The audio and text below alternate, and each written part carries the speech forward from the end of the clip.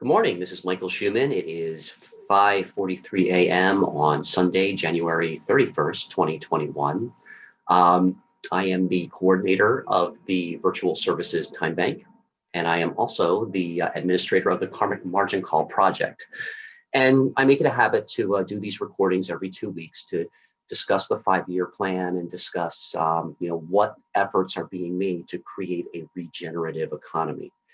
So, today, I want to talk about a little bit about what happened this week on Wall Street and the GameStop incident. I want to talk about the efforts I'm making to bring this information out to the public. How to educate others about how to create a regenerative economy coming out of our currently extractive economy, and just kind of start the conversation about what effort, what you can do, to help in this effort, and how we can work together and collaborate together.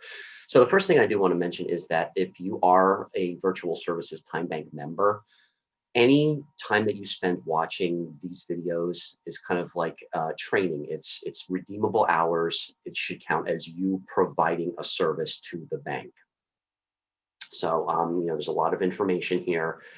Please feel like you don't have to understand it all at once. It's just meant to start a conversation. That being said, what a regenerative economy does is we're interrupting, three forces that are at work in our world right now. One is the extractive economy, and what makes the extractive economy is really cultural conditioning, cultural competitiveness. So I want to talk a little bit about that. I have some questions that I would like you to consider, and in entering a dialogue about competitive conditioning, and also interrupting the divisiveness. I think that is what's majorly needed right now is interrupting divisiveness. So that's why I talk a lot about fellowship, talk about how to communicate in a collaborative fashion as opposed to a competitive fashion.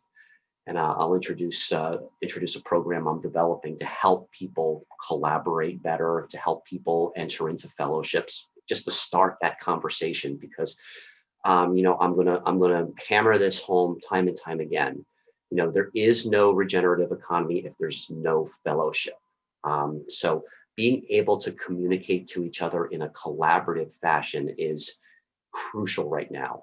All kinds of division going on, all kinds of divisiveness, polarity, political, unrest, social unrest, racial tensions, all of this, and developing the skill set to communicate collaboratively, I think is where the future truly is at. So yeah, who am I looking for? I've been spending a lot of the last couple weeks really trying to consider, who am I reaching out to when I make these videos? Who do I want to connect with? And I've come in contact with many brilliant, prolific thought leaders. There's already some great ideas out there about economy reformation, governance, how to create structures where we can co-opt and self rule. My challenge has always been, I feel like I have something to offer to that world, but it's very difficult navigating the system to enter into a productive conversation about that, a conversation where both parties are truly listening and finding the intersections. So I'm looking to connect with those thought leaders, who have all of this information and have all of this, all so much to give, but they do feel stuck because, it feels like everybody has something to say, but nobody is really truly listening. So that's why I lead with this information about fellowship, and why I believe that, if it's not there, we're really just kind of on the hamster wheel. But once we come into fellowship, then we can start taking those baby steps forward. It's kind of like that African proverb. I go back to that African proverb all the time. If you want to go fast, go alone.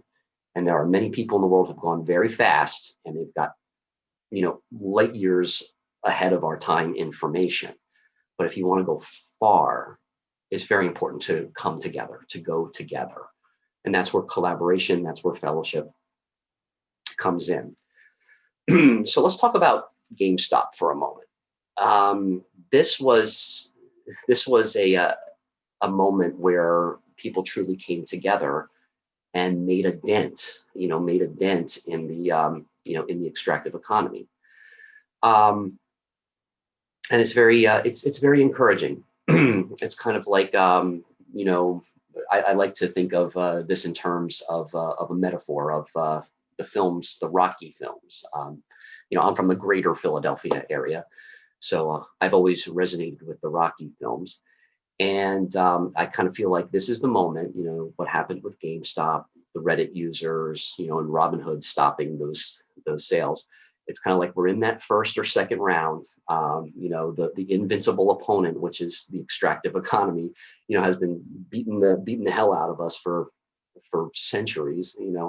More recently in the last 100 years especially. And then all of a sudden we fire out this this powerful hook, that either knocks the invincible opponent down or cuts them pretty significant. Billions of dollars, within that hedge fund, bankrupt. It's a significant cut. Um, and now they're going to come after us with everything they've got. So on some level, I think it was allowed to happen because and I've read different accounts of how much the hedge fund was bankrupt. I've read from 8 billion to 14 billion. I don't know exactly how much it was, but when you consider the extractive economy in all its power, as of September, it was $277 trillion global debt. So that's what we're really in for. That's the long game. That is the figure we're looking at to disperse amongst the global population and end what I call psychological slavery. So we fired off that good shot, in the second round, and now they're going to come after us. I feel like this was allowed to happen. It gave us a little bit of hope, but it's kind of like if you have that much hope and then they crush you, it's kind of more of a satisfying, defeat for them. So we got to get ready for the long game now. And the long game is overcoming this psychological warfare, this divisiveness, where we're always at each other. And I'm talking to my liberal thinking friends. I'm talking to my conservative thinking friends. I'm talking to my anarchy thinking friends. This is the long game now. So be inspired by it, but there's going to be more legal sanctions. There's going to be more. If you thought what you saw in the media before was divisive, buckle up. It's going to be, it's going to be very tumultuous. So that kind of gets me into my content today, and that's where fellowship really comes in. How do you have those conversations with people that you don't have a common background with? Where there is an emotional charge. I've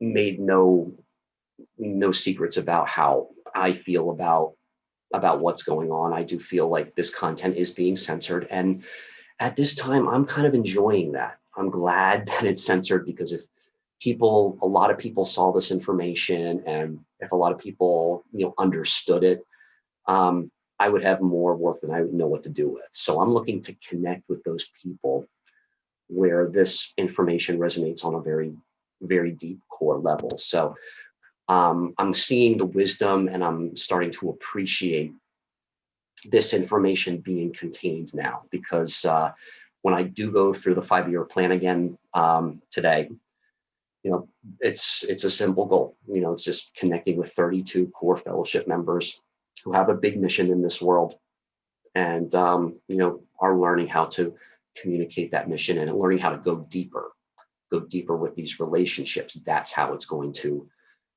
spread, to expand. I'm not interested in cheap media hits or cheap superficial relationships. And that's that's my intro for today. So I'm going to go to my little presentation here. So I'm creating. I'm in the beginning phases of creating a fellowship facilitator program and a time banking brokering program, time banking brokerage. So the fellowship facilitation is all about getting the most out of small groups, interpersonally and intrapersonally.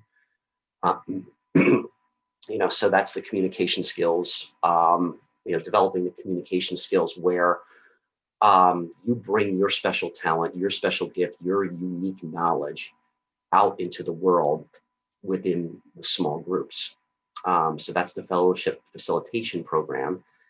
And the time banking brokering program is specifically for how to bring all of that time spent in fellowship, how to bring all of that time spent in service, how to bring all that time that you spend teaching others what you know to create compound interest. So to create significant amounts of passive income just by doing what you're already doing. And the time banking brokering program really just helps you to feel very confident that those opportunities really are there. And it's not a matter of big marketing. It's just a matter of being authentic, being real, and connecting with people who resonate with you. So let me go share my screen here. And go to this. So this is the beginning of a slideshow presentation that I'm creating for the brokering program and for the facilitation program. Just one moment as my screen pops up here. Okay, so here we go. This is the Fellowship Facilitator and Time Bank Broker Certification Program. In this program and also in the five-year plan, we talk about the three pillars of economic stability. So this is how to put exponential money market mechanics to work for you with what you are already doing. Okay, so this is really just kind of like the technical knowledge to help you feel confident in knowing that a regenerative economy is being established and that it can work for you, and it's not difficult. So the brokering program really just helps you to feel confident that there's more than enough financial resources in the world to support you 10 times over. It's just a matter now of talking openly about it and sharing what your gifts with the world. So our goal is to interrupt cultural divisiveness with this program, and that's done through fellowship facilitation. I'm going to talk a lot about that later today when I go over the five-year plan.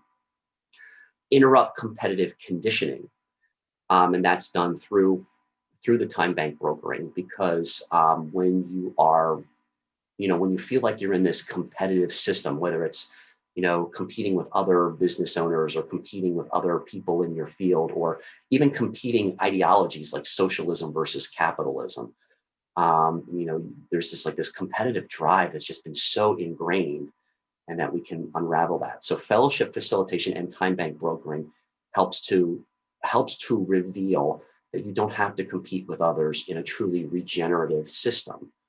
That even somebody from a similar background and similar, who's doing something similarly as you are, the effects for both of you are very exponential. So there is no such thing as interpersonal competition. It's all intra. So when I say intra, it's really about understanding your emotions and being able to communicate that and take self-responsibility, for managing your emotions when you're collaborating. And the time bank brokering system really just helps to solidify the fact that you're not in competition with any other person, that you both financially benefit from collaboration. And then we interrupt the extractive economy. That's done through reverse market mechanics.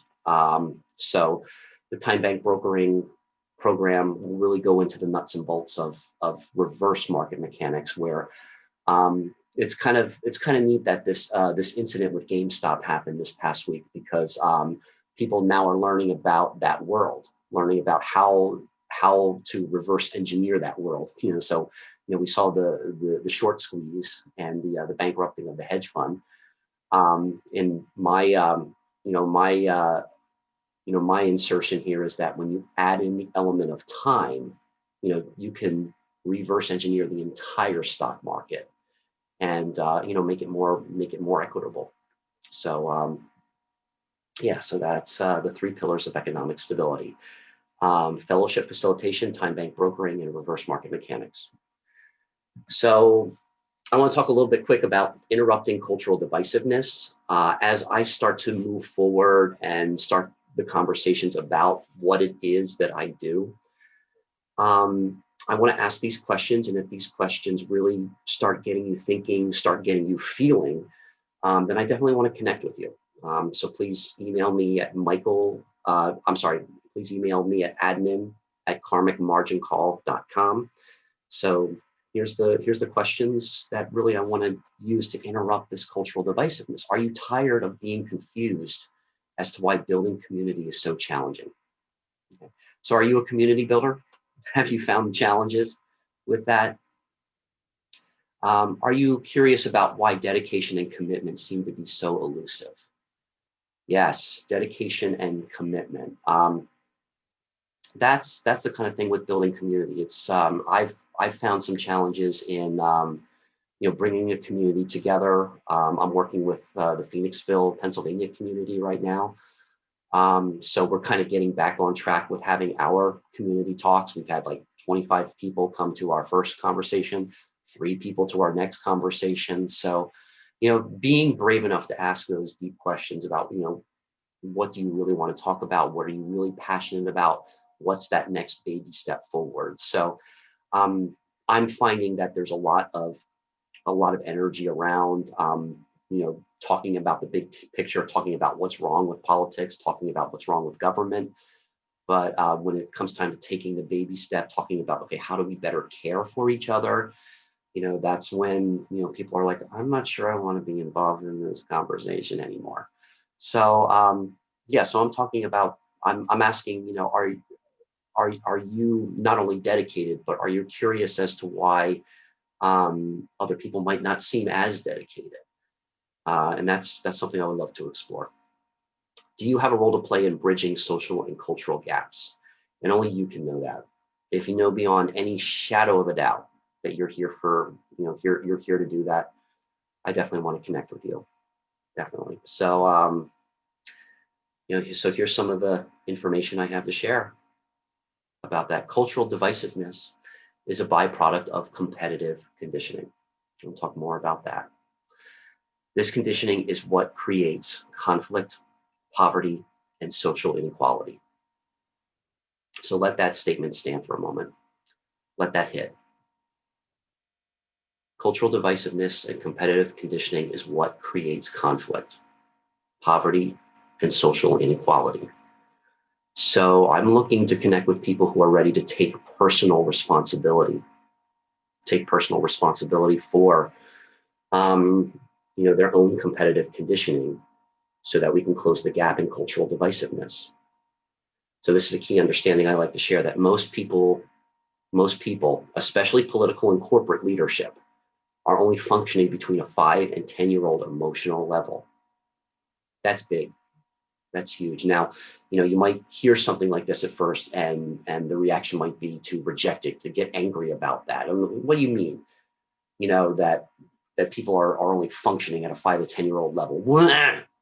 So if that's your natural reaction, that's good. It means you're starting to come into awareness that, oh, well, wait a minute, maybe that was not the most emotionally mature way to react to that. If this feels real, if this does resonate with you, then that's what we want to explore in a very honest fashion. I had to get very honest with myself about how my emotional reactions were kind of getting in my own way as well too. And I'm not saying that I'm functioning above that 10-year-old emotional level, but I think having those brave conversations about it is a step in the right direction. So interrupt competitive conditioning. So more questions here. Are you just done dedicating your time with people who just don't appreciate you? Are you ready to make are you ready to make that commitment to, to explore relationships with people who are ready and willing and wanting to appreciate you? I think that's where I'm at right now, and I've been spending a lot more time with people who the mutual appreciation is just natural. It's just there. Are you tired of competing just to be heard? And that's why I've created this program, and that's why I'm in the process of creating this fellowship facilitation program. Is that I'm seeing people, especially famous people, people who who have enjoyed a fair amount of success. It's very hard to just communicate with them, and it's very hard to it's just very difficult being on social media and sharing things that are very authentic for me and very prolific and something that I feel can move everything forward, just to be ignored, and just to be treated like a non-factor. So I'm tired of competing just to be heard, and I'm ready to listen. I'm just ready to have those conversations with people who are also ready to just let's just move forward. Does working in a hierarchical environment feel emotionally toxic? Yeah, yeah, and that question was inspired by a lot of my work experiences, where people just it was all about the mission. It was all about productivity. It was all about metrics, but the emotional health, the psychological health was just non-existent. And that's what I want to bring back to every interaction. So most people do not know how to communicate in a collaborative fashion. And if you're interested in learning more about communicating in a collaborative fashion, this is what this program is all about. Almost no one understands the value of true fellowship, and this is the true secret behind power and influence. I have the research to back that up. I think if the general public understood how political enemies in the media really do collaborate and really do regard each other as family behind closed doors, it would be very shocking. It would be very shocking. So the truth of the matter is, the people that we think of as the elites, they regard each other as family, even though they create factions that are at war with each other in the media. So there's coordination at that level. They have it. We don't. And that's what I'm proposing here, is to emotionally work through whatever is charging us, whatever is creating us to feel alone and competitive, and to come together, to compare notes, to find the intersections, and take real steps forward towards a regenerative economy. So I'll say, even the most highly trained people fall short of practicing emotional intelligence, especially when their job, reputation, or safety is on the line. I've come in contact with this a lot. I've spoken to people who are Ivy League trained, to be peacemakers, to be, communication facilitators, and they've been emotionally abusive to me. And that's something that, you know, really feels like it's an ouch. So it's this professional standard that I think creates so much pressure that I don't think even the best of us know when they're being emotionally abusive, and therefore buying into competitive conditioning. All right, so this is the last part of my introduction to the fellowship facilitation program and the brokering program. But I just want to ask you, in all honesty, are you done forever with the rat race? And are you done forever with class warfare? If the answer is yes, let's talk. Are you tired of social climbing and playing someone else's game? And this is someone else's game. The competitiveness, the divisiveness. I don't believe it's who we really are. I mean, I'm going to go really, I'm going to get very, I'm going to get very mushy gushy right now and say, I believe we all really love each other. We just forgot. We all truly love each other. We just forgot. And, if you're tired of playing someone else's game, let's talk. And are you tired with inauthenticity? Are you tired of inauthentic professional relationships? So a lot of what I do is very informal. A lot of fellowship facilitation is a very relaxed, honest atmosphere. But it does solidify professional relationships. And if you're just done with inauthenticity, let's talk. Let's talk. So, interrupting the extractive economy. Almost everyone is unaware of the mechanics between time and money. And this has created a $277 trillion global debt. That's what we're really up against. So, we think in terms of millions, sometimes billions. It's very difficult for the mind to wrap itself around trillions. And I believe we can reverse engineer the entire extractive economy so that nobody ever has to go hungry again. Nobody ever has to, experience poverty unless they want to, or unless it's part of what they feel is their life mission. I used to say that I'm creating a project that's going to end war and end poverty. I don't think I believe that so much anymore because there's always going to be people who are emotionally invested in war and poverty. But we can create experiences that start to unravel that $277 trillion debt. Most people do not understand how to leverage their time and personal talent to accumulate passive income within an equal partnership economy. So one thing you'll learn about me very quickly is that I do use the terms equal partnership economy and regenerative economy, kind of inversely there. So what we're exploring through this program is leveraging time and personal talent. So everybody's unique, and we can bridge the gaps in cultural divisiveness by honoring what is unique in everybody. And there's passive income available for that. It's easier than we think. I should say what I'll say is it's simpler than we think, but it's just not easy. It's just the emotional barriers and the gaps in communications we have to get through now. And almost no one even knows an equal partnership economy is being established. They don't know what it is or that it's being established. Well, if you stick with me here for the next hour and a half or so, you won't be able to say that anymore. So I'm going to move my screen over here, come back to my main screen. Actually, let me close this window, save that. Okay, so that's the first part of my presentation today. It was a little rocky. Hopefully I'll be able to edit out that long time frame that it took me to pull up my slideshow, but that's just the first step, the first introduction to my program that I'm offering about creating fellowships and learning more about time bank brokering.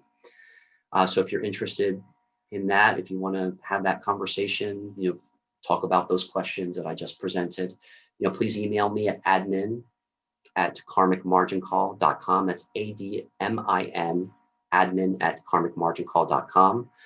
I'm just going to take a few seconds to get a drink of water, and then we're going to go into the 5-year plan again.